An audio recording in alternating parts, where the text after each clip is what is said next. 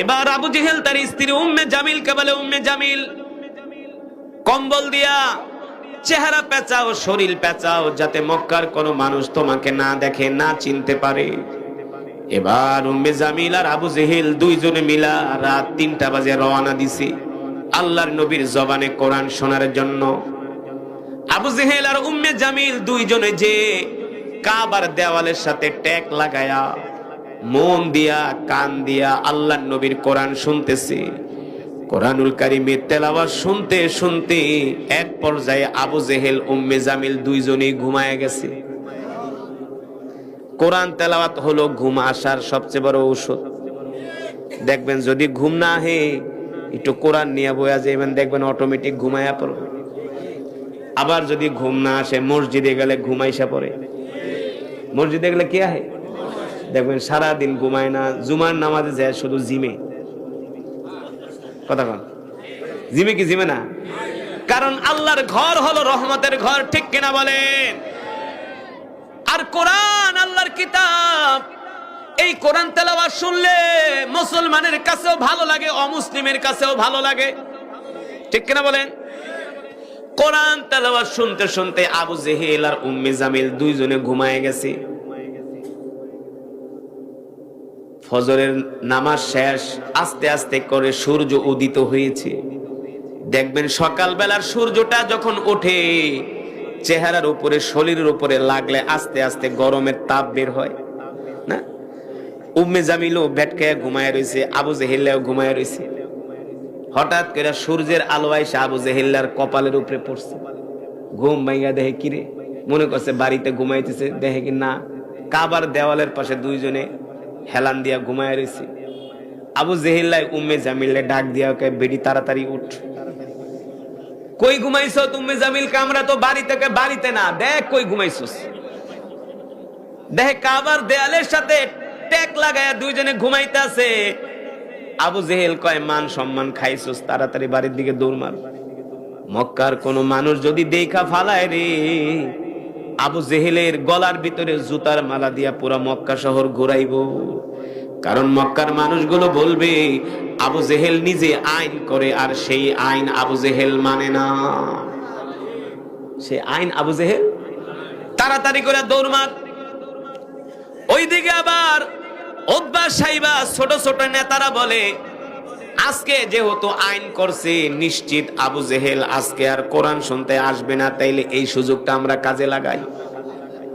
আবু লাহাব কয়, মনে হয় উতবাও আইব না, তাহলে এই সুযোগটা আমরা কাজে লাগাই। এই কথা বলে উতবা, সাইবা, আবু লাহাব তিনজনে কাবার দেওয়ালের 3 পাশে ট্যাগ লাগায়া লাগায়া কোরআন শুনতেছে। তারাও ঘুমায় গেছে। তারাও কি? এবার আবু জেহেল ঘুম থেকে উঠা তার স্ত্রীর নিয়ে যখন দৌড় শুরু করছে, উতবা এক রাস্তা দিয়া দৌড়, সাইবা আর এক রাস্তা দিয়া দৌড়, আবু লাহাব আর এক রাস্তা দিয়া দৌড়। দৌড় দিতে দিতে 4 জনে যায়া এক রাস্তার মুখোমুখি সরাসরি সংঘর্ষ হয়ে গেছে। আল্লাহু আকবার। দেখেন আল্লাহ তাআলার পরিকল্পনা। আল্লাহ তাআলা বলে, তোরা আমার কোরআনের বিরুদ্ধে ষড়যন্ত্র করস, আমার নবীর বিরুদ্ধে চক্রান্ত করস, আমি আল্লাহ তোদেরকে কেমন কইরা লজ্জা দেই, কেমন করে অপমান করি, পৃথিবীর কোন মানুষ তোদেরকে এই অপমান থেকে বাঁচাতে পারবে না। এবার আবু জেহেল আর আবু লাহাব, উতবা, সাইবা যখন 3 রাস্তার মুখে সংঘর্ষ হয়ে গেছে, 3 জন 3 রাস্তা দিয়া আইসা এক রাস্তায় মিলিত হয়ে গেছে। এক একজন শাখা রোড দইরা হাঁটতেছে। মনে করেন ঢাকা গোপালগঞ্জের মেইন রাস্তায় যাওয়ার কিন্তু অনেকগুলা রাস্তা আছে, কিন্তু আসল রাস্তা তো একটা না, আসল রাস্তা তো একটা। অমন আসল রাস্তায় যায় 3-4 জন সংঘর্ষ সরাসরি দেখা হয়ে গেছে।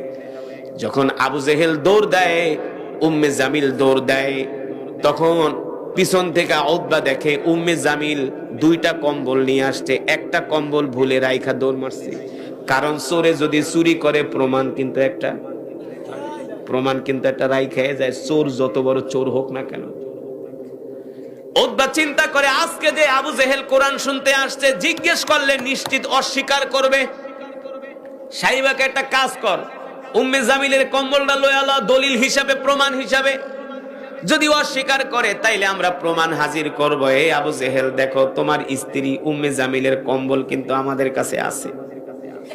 এবার আবু জেহেল উম্মে জামিল দৌড় দিছে, পিছনে পিছনে উতবা সাইবা আবু জেহেল ডাকতেছে, আবু জেহেল দাঁড়াও দাঁড়াও, কই গেছিলা, কোথায় গেছিলা? আবু জেহেল বলে, বেটা কই গেছি মানি তোর কাছে বলতে হইব নাকি, তুই কই গেছিলি? উতবা কয়, আবু জেহেল তুমি যে কাজে গেছো আমরা একই কাজে গেছি। একটু পরে দেখে আবুল আহাব বাইরেছে। আবুল আহাব বাইরে বলে, আবু জেহেল তোমার কি লজ্জা হইল না? উতবা সাইবা কয়, আবুল আহাব আবু জেহেল রে অপমান করো না, অপদস্থ করো না। ঠিক আছে, আবু জেহেলের লজ্জা হয় নাই, তাই তুমি কেন আসছো মুহাম্মদের কোরআন শুনতে? এই কথা শোনার পরে আবুল আহাব বলে, উতবা রে সাইবা রে তোদের সাথে আমি কোনো তর্কে যাইতে রাজি না। এই কথা বইলা আবুল আহাব বাড়িতে চলে গেছি। আর আবু জেহেল বলতেছে, উতবা আমি কিন্তু একাই কোরআন শুনতে আসছি, আমার স্ত্রী কিন্তু আমার সাথে আসে নাই। উতবা বলে, তোমার স্ত্রী যদি না আসতো তাহলে তোমার স্ত্রীর কম্বল কেন কাবার পাশে পইরা রইছে? আল্লাহু আকবার। এবার তো উতবা সাইবার কাছে ধরা খেয়ে গেছে আবু জেহেল। এবার আবু জেহেল দৌড়ায় বাড়িতে যায়, স্ত্রীরে গালাগালি করতেছে, বিটি বলছিলাম না তুই আমার লাগে যাইস না, আমি জানি তোরে নিলে একটা ভেজাল হইব, আমি জানি তোরে নিলে একটা বিপদ হইব। উম্মে জামিল লজ্জায় আর কোনো কথা বলে না, বলে, আবু জেহেল শোনো, তুমি যেমন মুহাম্মদের কোরআন শুনতে ভালোবাসো আমিও তো মুহাম্মদের কোরআন শুনতে ভালোবাসি। মুহাম্মদের কোরআন না শুনলে তোমার যেমন ঘুম আসে না আমারও তো ঘুম আসে না। আবু জেহেল কয়, বেডি বুঝলাম তো, কিন্তু ঘটনা তো আর এক জায়গায়। উতবা সাইবা যদি মক্কার মানুষদের কাছে বইলা দেয় তাইলে তো মক্কার মানুষ আমাকে আর নেতা হিসাবে মানবে না। যে কোনো মূল্যে আগে উতবা আর সাইবার মুখ বন্ধ করতে হবে। এই কথা চিন্তা করে আবু জেহেল দৌড় দিয়া গেছে উতবার বাড়িতে, যায়া ঘরের দরজাটা লাগায় দিয়া উতবার দুই হাতে দইরা বলে, উতবা আমি যে মুহাম্মদের কোরআন শুনতে গেছি এই কথা আমি কারো কাছে বলবো না, তুইও যে গেছস এই কথাও তুই কারো কাছে বলিস না, আমার কথা তুই বলবি না, তোর কথা আমিও বলবো না, এই কথা যাতে মক্কার কোনো মানুষ জানতে না পারি। উতবা বলে, ঠিক আছে নেতা, এই কথা আমি কারো কাছে বলবো না। এবার আবু জেহেল বলে, উতবা শোন, আর কত পালায়া পালায়া মুহাম্মদের কোরআন শুনবো, একটু সত্যি কইরা বল, মুহাম্মদের আমরা এত বিরোধিতা করি, এত শত্রুতা করি মুহাম্মদের সাথে, কিন্তু মুহাম্মদের কোরআন তেলাওয়াত না শুনলে আমার ঘুম আসে না। উতবা বল বল, এইভাবে কতদিন আর বাঁচা যায়? এর থেকে কি আমাদের বাঁচার কোনো উপায় আছে কিনা? উতবা বলে, আবু জেহেল রে, এ আবু জেহেল আমি তোমাকে কি বলবো, আমারও তো একই অবস্থা, আমিও তো মুহাম্মদের কোরআন না শুনলে ঘুমাইতে পারি না। এবার সাইবা ডাক দিয়া বলে, আবু জেহেল শোনো, আমরা যতই মুহাম্মদের বিরোধিতা করি না কেন, আমরা যতই মুহাম্মদকে দমায়া রাখার চেষ্টা করি না কেন, আমি যতটুকুন ধর্মীয় কিতাবের মধ্যে পড়ছি, আর কিছুদিন পরে মক্কার জমিনে আবু জেহেলের নেতাগিরি থাকবে না, এই মক্কার ক্ষমতা মুহাম্মদ দখল করে নিবে। আল্লাহু আকবার। এই মক্কার ক্ষমতা চলে যাবে আব্দুল্লাহর ছেলে মুহাম্মদের হাতে। আল্লাহু আকবার। কারণ মুহাম্মদ যেই কোরআন পড়ে, আমরা তো কবির সন্তান, আমাদের বাপ কবি, দাদা কবি, 14 গোষ্ঠী কবি, কিন্তু মুহাম্মদের কোরআন তেলাওয়াত শোনার পরে আমাদের কাছে মনে হয়েছে এটা কোন কবির কাব্য নয়, দুনিয়ার কোন মানুষ এটা কবিতা লেখে নাই, এই কোরআন আল্লাহ তাআলার জবানের কালাম, এই কোরআন হলো আল্লাহ তাআলার জবানের কালাম। এ আবু জেহেল, আমরা যতই মুহাম্মদের বিরোধিতা করি না কেন, মুহাম্মদ যেই কোরআন পড়ে, এই কোরআন তেলাওয়াত শুনা শুধু আমরাই মুহাম্মদের জন্য পাগল হই নাই, ভিতরে ভিতরে কিন্তু মক্কার সব যুবকগুলো মুহাম্মদের জন্য পাগল হয়ে গেছে।